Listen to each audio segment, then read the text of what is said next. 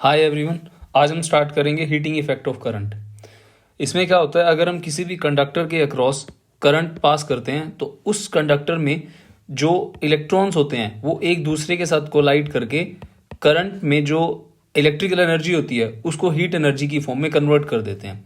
So there is a electrons in a conductor, free electrons in a conductor. इनका जो path होता है वो स्मूथ नहीं होता, उसकी वजह से क्या होता है, ये एक दूसरे के साथ कोलाइड करते हुए चलते हैं। सो यहाँ पे काइनेटिक एनर्जी जो होती है वो हीट एनर्जी के अंदर कन्वर्ट हो जाती है। अब हम एग्जांपल लेते हैं इसके अंदर। जैसे हमारे पास एक बल्ब है, एक बल्ब को जब हम सेल से कनेक्ट करते हैं, ये बल्ब ग्लो तो करता है, साथ साथ ये हीट भी प्रोड्यूस करता है। अब यहाँ पे क्या हो रहा है, जो हमारे पास इलेक्ट्रिसिटी है वो हमारी लाइट एनर्जी के अंदर कन्वर्ट हो रही है। Light means visible light, plus heat energy की फॉर्म में कन्वर्ट हो रही है। तो यहाँ क्या हो रहा है, जितने भी इलेक्ट्रॉन्स होते हैं वो हमारे कोलाइड करते हुए करंट का कुछ पोर्शन हीट की फॉर्म में भी कन्वर्ट कर देते हैं। अब हमने, वैसे तो ये अनडिजायरेबल इफेक्ट है इसका, क्योंकि we do not require heat from through the bulb. अब हमने क्या करा, इसका बेनिफिट उठाना स्टार्ट कर दिया। हमने ऐसे ऐसे डिवाइस को डिज़ाइन करा जिससे हमें ये बेनिफिट हुआ कि उस हीट को हम यूज़ कर सकें। जैसे हमने इलेक्ट्रिक केटल बना ली।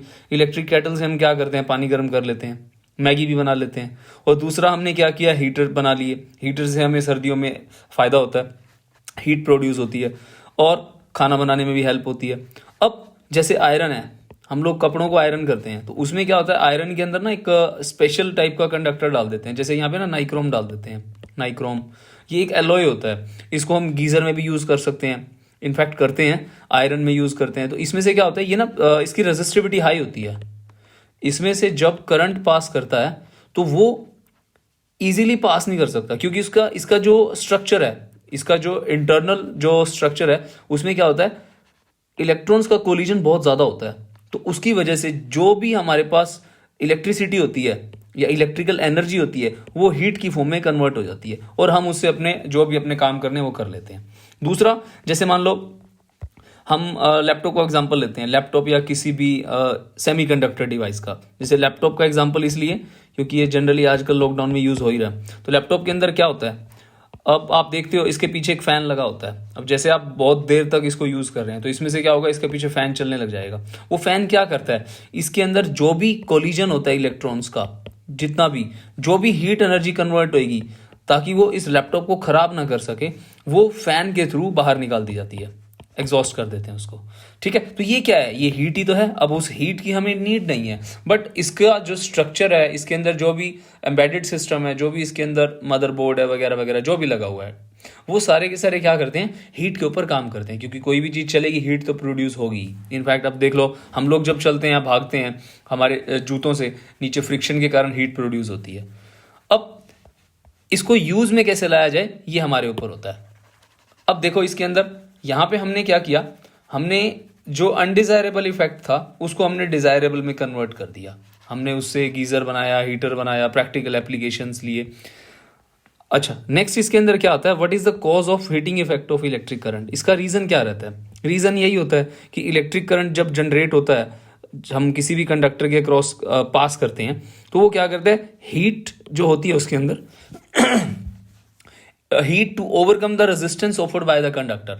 मतलब इलेक्ट्रिक करंट क्या करेगा, किसी भी कंडक्टर के अंदर जो इलेक्ट्रॉन्स होते हैं जो उसके पाथ को अपोज करते हैं, वो अपोज जो कर रहा है वो किसकी फॉर्म में खर्च हो रही है, वो एनर्जी वो हो रही है हमारी हीट एनर्जी की फॉर्म के अंदर। So higher the resistance higher will be the amount of heat.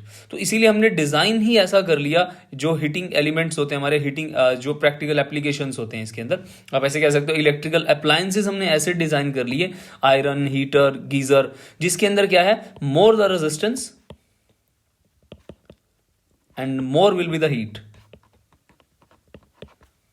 इसके ऊपर इसको कैलकुलेट कैसे कर सकते हैं, मतलब देखो फिजिक्स में कोई भी चीज़ है आप उसको कैलकुलेट तो करोगी, मतलब इसका फॉर्मूला क्या होगा, जो हीट प्रोड्यूस हुई है वो कितनी अमाउंट में हीट प्रोड्यूस हुई है। अब देखो हीट एक एनर्जी होती है, हीट एनर्जी होती है।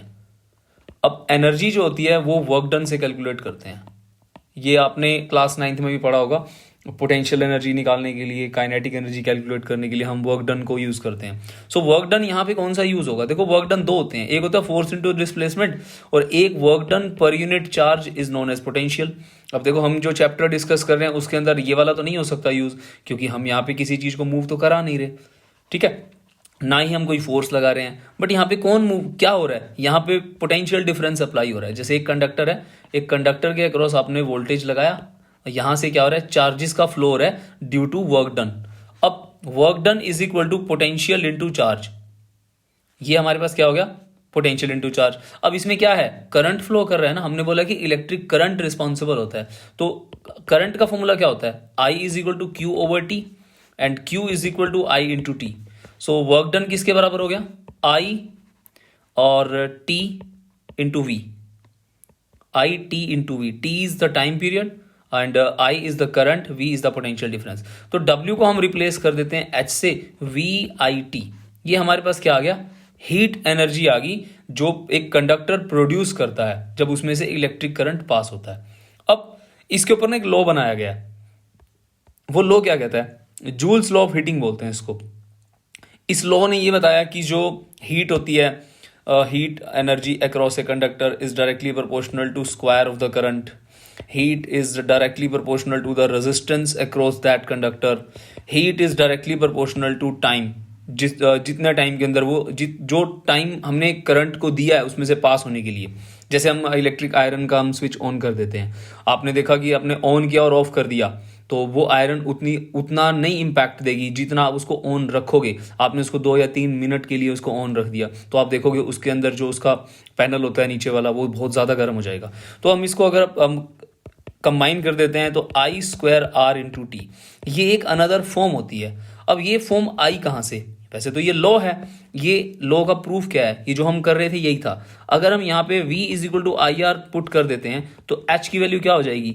आई square R into T. This is the another form of heat energy and this was the given by the joules.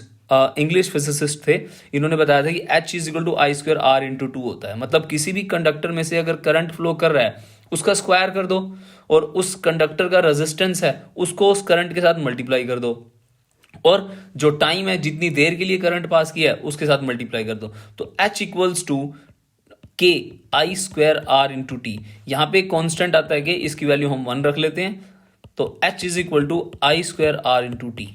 ये हमारे पास क्या बन गया? एक जूल्स लॉ बन गया। तो देर आर वेरियस फॉर्म्स, जैसे यहाँ पे इसमें प्रूफ है, जैसे यहाँ पे ये प्रूफ है H is equal to power into time से, मैंने यहाँ पे कर दिया वर्क डन से। आप दोनों में से कोई भी यूज़ कर सकते हैं।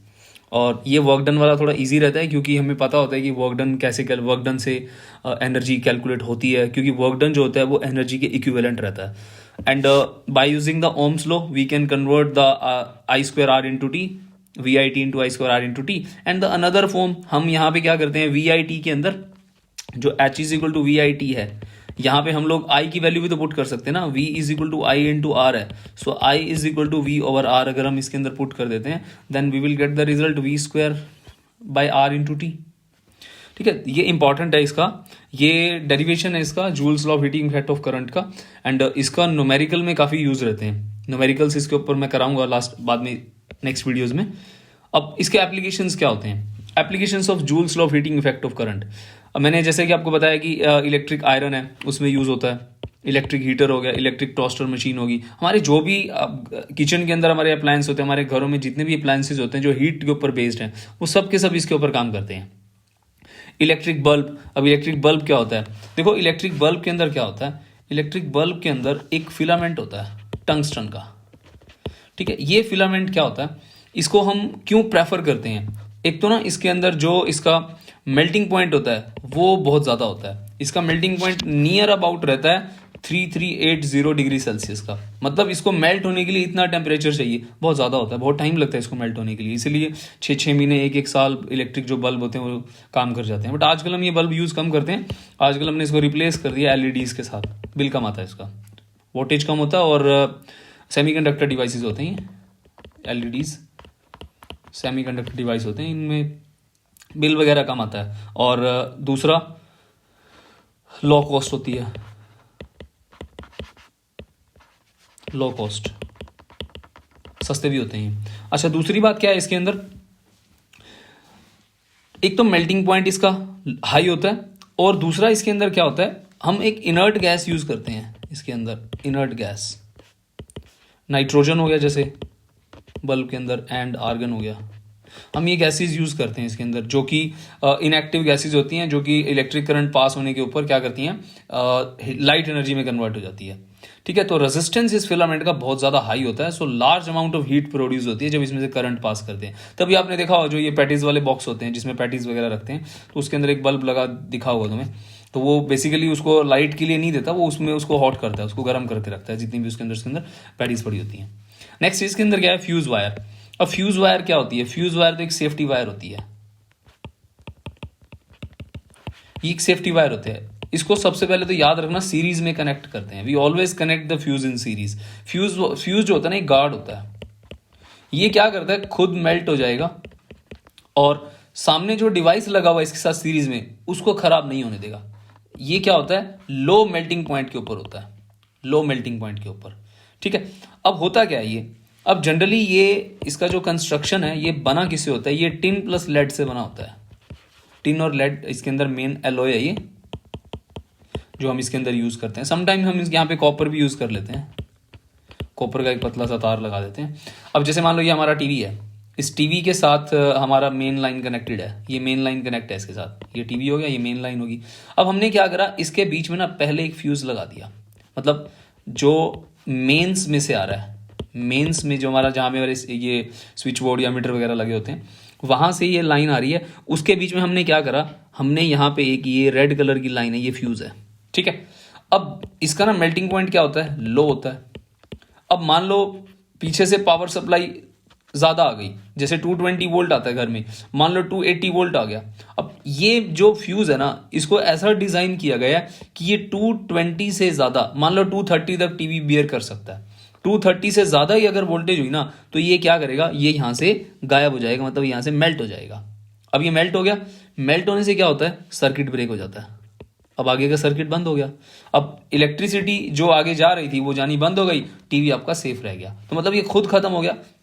ठीक है, तो ये इसका बेनिफिट रहता है, ये एज अ सेफ्टी गार्ड की तरह यूज होता है, जो हमारे अप्लायंसेज होते हैं उनको सेव करता है ये। ठीक है, so this saves the electric circuit from the burning.